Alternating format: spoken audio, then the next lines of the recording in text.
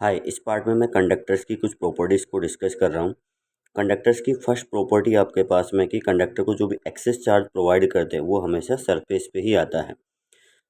इसका ये मीनिंग नहीं कि कंडक्टर के अंदर कोई इलेक्ट्रॉन्स नहीं होगा, कंडक्टर के अंदर इलेक्ट्रॉन्स होंगे, बट एक्सेस चार्ज का मीनिंग है कि जो हम इलेक्ट्रॉन्स ऐड करने से चार्ज क्रिएट हो गया, इलेक्ट्रॉन्स के रिमूव करने से जो चार्ज क्रिएट होगा उस चार्ज की बात करते हैं। स्टिल उसके अंदर इलेक्ट्रॉन्स होंगे। तो कभी कभी स्टेटमेंट आ जाता है कि कंडक्टिंग बॉडी के अंदर कोई फ्री इलेक्ट्रॉन नहीं होता, रॉन्ग है। कंडक्टिव बॉडी के अंदर भी अपने पास फ्री इलेक्ट्रॉन्स होंगे, बट हम जनरली बात करते हैं एक्सेस चार्ज की, वो सरफेस पे होगा। जैसे यहाँ पे मैंने डायग्राम शो किया है कि ये बेसिकली अपने पास में क्या है, इन सभी डायग्राम्स के अंदर चार्ज है सरफेस पे। ये एक्सेस चार्ज है जो इलेक्ट्रॉन्स जैसे यहाँ से बाहर निकाल दिए, इलेक्ट्रॉन्स की डेफिशिएंसी या पॉजिटिव चार्ज को रिप्रेजेंट करेगी। सिमिलर वे में अगर इलेक्ट्रॉन्स ऐड कर देंगे, एक्सेस हो जाएगा, तो वो नेगेटिव चार्ज को रिप्रेजेंट करेगा।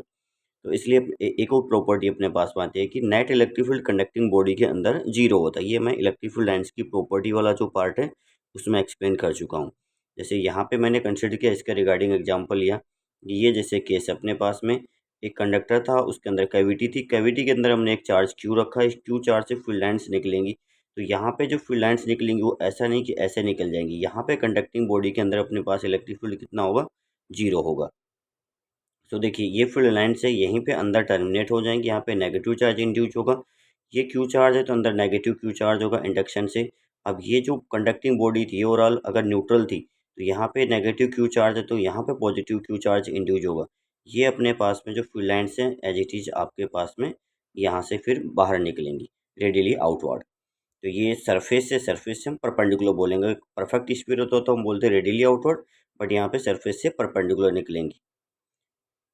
नेक्स्ट देखिए, एक और डायग्राम अपने पास ये है कि कंडक्टिंग बॉडी पे हम देखते हैं कि कंडक्टिंग बॉडी पे जो फील्ड लाइन्स है हमेशा परपेंडिकुलर निकलती है। इसका भी रीजन हम पीछे इलेक्ट्रिक फील्ड लाइन वाले पार्ट में देख चुके हैं। अगर फील्ड लाइन्स कुछ एंगल पे होंगी, इन दैट केस क्या होगा, चार्ज जो है मूव करने लग जाएगा। कि ये फील्ड लाइन्स अगर यहाँ पे एंगल पे होती, देन चार्ज पे एक फोर्स लगता है इधर because of this E parallel component, और चार्ज मूव करने लग जाता, जो इलेक्ट्रोस्टैटिक कंडीशंस का वायलेशन होता। तो ये कुछ प्रॉपर्टीज अपने पास में है। यहाँ पे चार्ज सरफेस पे ही होगा, एक्सेस चार्ज। एक कंडक्टिंग बॉडी के अंदर इलेक्ट्रिक फील्ड कितना होगा, जीरो होगा। एंड फील्ड लाइन से हमेशा कंडक्टिंग बॉडी पे चाहे ओरिजिनेट हो या टर्मिनेट हो, परपेंडिकुलर ही होंगी।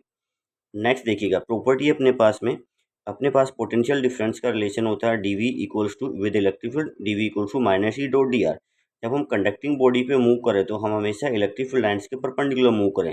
That means E dot D are की वैल्यू कितनी हो जाएगी, जीरो होगी।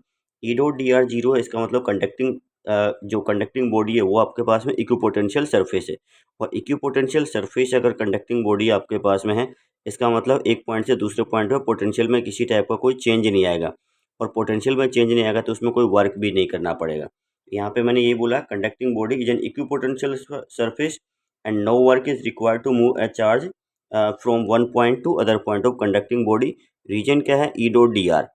बिकॉज अपने पास इलेक्ट्रिक फील्ड एंड डिस्प्लेसमेंट जो होगा कंडक्टिंग बॉडी पे कहीं पे भी हम चलेंगे, इलेक्ट्रिक फील्ड के परपेंडिकुलर चल रहे हैं तो पोटेंशियल में कोई चेंज नहीं आएगा, ई डॉट डी आर की वैल्यू जीरो हो जाएगी। चलिए नेक्स्ट प्रॉपर्टी अपने पास में है कि कंडक्टिंग बॉडी पे हम देखते हैं कि कंडक्टिंग अगर स्फेरिकल बॉडी के लिए हम फॉर्मूला जानते हैं। इलेक्ट्रिक फील्ड का फॉर्मूला होता है K Q divided by R square, just at surface और जस्ट आउटसाइड द सरफेस। तो K Q by R square, यहाँ पे क्यू को हम अगर सिग्मा की टर्म में नोट करेंगे तो ये 1/4 pi epsilon naught sigma into 4 pi R square divided by R square. तो यहाँ से आंसर अपने पास में आएगा सिग्मा बाई एप्सिलॉन नॉट। और सिमिलर वे में पोटेंशियल का फॉर्मूला हम कैलकुलेट करते हैं, वो बनता है sigma R by epsilon naught. ये तो तब है जब अपने पास बॉडी जो है परफेक्ट अपने पास स्फेरिकल है। लेकिन अगर मान लीजिए रेडियस डिफरेंट पॉइंट्स पे डिफरेंट है, radius of curvature different points पे डिफरेंट है, ये वाला केस है।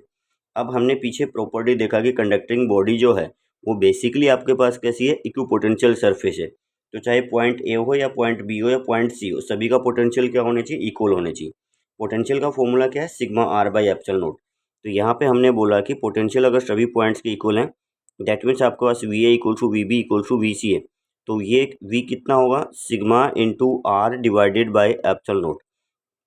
यहाँ पे देखिएगा हमने कंसिडर किया कि पॉइंट ए पे radius of curvature R A है, पॉइंट बी पे radius of curvature R B है, और पॉइंट सी पे रेडियस ऑफ कर्वेचर की वैल्यू आर सी है।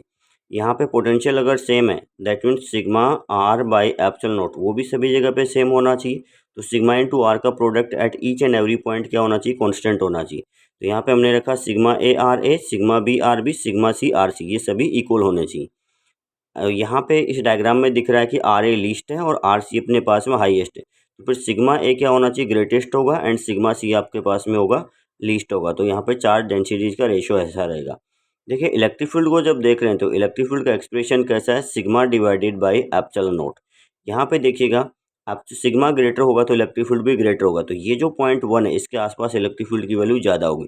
तो हम बोलते हैं कि जिन पॉइंट्स पे रेडियस ऑफ कर्वेचर कम होगा वहाँ पे चार्ज डेंसिटी ग्रेटर होगी, greater charge density that means greater electric field in vicinity of such points. तो ऐसे पॉइंट्स के आसपास जो इलेक्ट्रिक फील्ड की वैल्यू बहुत ज़्यादा होती है, अगर वो डाइलेक्ट्रिक स्ट्रेंथ को ब्रेक कर जाए, डाइलेक्ट्रिक स्ट्रेंथ मतलब कोई मटेरियल जो अपने पास में कितना मैक्सिमम इलेक्ट्रिक फील्ड टॉलरेट कर सकता है, अगर हम इलेक्ट्रिक फील्ड की स्ट्रेंथ को इंक्रीज करते जाते हैं तो उसमें जो सराउंडिंग मीडियम है उसका आपके पास में डाइलेक्ट्रिक ब्रेकडाउन हो सकता है, मतलब आयनाइजेशन स्टार्ट हो जाएगा और कंडक्टिंग मीडियम क्रिएट हो जाएगा, इससे चार्ज लीक होना स्टार्ट हो जाएगा। इस चार्ज लीक होने का जो प्रोसेस को जनरली हम बोलते हैं कोरोना इफेक्ट। ये कब होता है, जब इलेक्ट्रिक फील्ड डाइलेक्ट्रिक स्ट्रेंथ को एक्सीड कर जाएगा। नेक्स्ट जो प्रॉपर्टी अपने पास वो है, अपने पास में अगर दो कंडक्टिंग बॉडीज को हम ज्वाइन कर देते हैं, देन एक बॉडी से दूसरी बॉडी पे चार्ज का फ्लो होता है। ये फ्लो तब तक होता रहता है जब तक कि पोटेंशियल्स इक्वल ना हो जाएं। जैसे अपने पास में दो बीकर्स हैं और एक में कुछ वाटर है, दूसरे में भी मान लीजिए वाटर है लेकिन कम है, अगर इनको एक ट्यूब से ज्वाइन कर देते हैं तो बेसिकली एक से दूसरे में वाटर का फ्लो तब तक होता रहेगा जब तक कि फाइनली लेवल दोनों के इक्वल नहीं हो जाए। ऐसी क्वांटिटी अपने पास में कंडक्टर्स में है पोटेंशियल। तो चार्ज का फ्लो एक कंडक्टर से दूसरे कंडक्टर पे तब तक होता है जब तक कि उनके इलेक्ट्रिक पोटेंशियल्स इक्वल ना हो जाए, और जैसे ही पोटेंशियल इक्वल हो जाएंगे चार्ज फ्लो स्टॉप हो जाएगा। तो बाय द वे मान लीजिए कंडक्टर्स थे, उनको कनेक्ट किया हमने और ऑलरेडी उनके पोटेंशियल्स इक्वल हैं, मान लीजिए ऑलरेडी इसका पोटेंशियल और इसका पोटेंशियल इक्वल, तो चार्ज का कोई फ्लो नहीं होगा। अगर पोटेंशियल में कोई डिफरेंस है तो डेफिनेटली एक बॉडी से दूसरी बॉडी पे चार्ज का फ्लो होगा, और ये फ्लो हमेशा ही हाई पोटेंशियल से लो पोटेंशियल पे रहेगा। तो यहाँ पे देखिए मैंने एक एग्जांपल लिया है कि एक स्फीयर है, रेडियस आर है with charge Q, another sphere with radius 2r/3 and charge -2q। एक स्विच था यहाँ पे ओपन था और उसको क्लोज कर दिया, तो अपने को कैलकुलेट करना है कि क्लोज करने के बाद फाइनल चार्जेस कितने होंगे। देखिए चार्ज का फ्लो कब स्टॉप होगा, जब फाइनल पोटेंशियल्स इक्वल हो जाएंगे। कंडक्शन के एक प्रॉपर्टी में ध्यान रखिएगा, कंडक्शन में कभी भी सिस्टम के चार्ज पे कोई इफेक्ट नहीं आता है।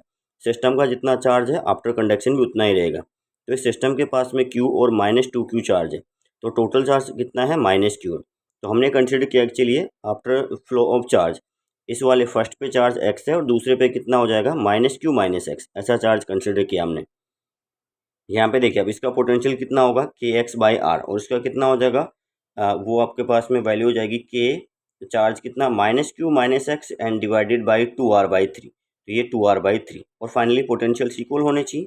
टोटल चार्ज का सम कितना होना चाहिए -q यहाँ पे। तो ये VA एंड VB इक्वल हो गए, तो kx divided by r equal to ये quantity 3k divided by 2r -q -x, यहाँ से k/r आपका कैंसिल हो जाएगा, ये मल्टीप्लाई हुआ 2x, इधर -3 तो x की वैल्यू आ गई -3q/5, मतलब इस पर तो चार्ज कितना होगा -3q/5, तो इस पर कितना हो जाएगा -2q/5। देखिए वो कैलकुलेट किया हमने यहाँ पे। नेक्स्ट देखिए एक बहुत इंपॉर्टेंट प्रॉपर्टी, इसमें काफ़ी स्टूडेंट कंफ्यूज हो जाते हैं कि अपने पास में इस टाइप से कॉन्सेंट्रिक आपके पास में स्फीयर्स हैं और फिर उनको आपस में कनेक्ट कर दिया जाए। देखिए इनको जब आपस में कनेक्ट करेंगे फिर से अपने पास में सेम प्रॉपर्टी रहेगी कि आपको कैलकुलेट करना है कि फाइनल चार्जेज इन पे कितने होंगे। देखो अगर उनके पोटेंशियल डिफरेंट है तो चार्ज का फ्लो होगा। हमें पता होना चाहिए कि यहाँ पे ये वाला भी कुछ पोटेंशियल क्रिएट कर रहा होगा, ये भी अपनी सरफेस पे पोटेंशियल क्रिएट कर रहा होगा। आपको पता होना चाहिए कंडक्टर में जैसे ऐसे केस में देखते हैं तो V inside equals to V surface, वो कितना होता है KQ divided by R. Outside पे कितना होता है शेल के कारण KQ divided by small R, that means वो आर उसके रेडियस से ज़्यादा होगा। तो देखिए यहाँ पे जो आपके पास में अगर पोटेंशियल जो चार्ज है, जितना पोटेंशियल यहाँ पे क्रिएट करेगा उतना ही पोटेंशियल यहाँ पे क्रिएट करेगा। तो यहाँ पे चार्ज होने से बेसिकली क्या होता है, पोटेंशियल इक्वल होता है, बट यहाँ का जो चार्ज है वो यहाँ पे और यहाँ पे डिफरेंट पोटेंशियल्स क्रिएट करेगा। इसलिए क्या होगा, पोटेंशियल में डिफरेंस आएगा, और पोटेंशियल में डिफरेंस होगा तो फिर चार्ज का भी फ्लो होगा। तो यहाँ पे भी हमने सेम प्रॉपर्टी अप्लाई की कि सिस्टम का चार्ज का कुछ नहीं होने वाला है, 3q एंड -q, सिस्टम के पास टोटल कितना चार्ज है 2q, तो इस पे x कंसिडर किया तो इस पे कितना आ जाएगा 2q -x, और हमने नोट किया कि पोटेंशियल्स इनके इंडिविजुअली। तो V1 जब यहाँ पे हमने नोट किया V1 नोट किया, चलिए पहले V2 नोट किया मैंने बाहर वाला, वो कितना हो जाएगा के एक्स डिवाइडेड बाई 3r। इसके लिए आउटर पॉइंट है तो के एक्स डिवाइडेड बाई 3r, और इसके लिए अपनी सरफेस का पॉइंट है के 2q minus x divided by इसका रेडियस वो 3r। अब इसका कैलकुलेट करेंगे तो इसके लिए कैसा पॉइंट है, इनर पॉइंट है, जितना सरफेस होगा उतना अंदर क्रिएट करेगा, तो ये तो कितना हो जाएगा के 2q minus x divided by 3r, और इसके लिए अपनी सरफेस का पॉइंट है वो कितना हो जाएगा के एक्स डिवाइडेड बाई r। और फाइनली v1 और v2 इक्वल कर देंगे, v1 v2 इक्वल करेंगे, सोल्व करेंगे तो x की वैल्यू 0 आएगी।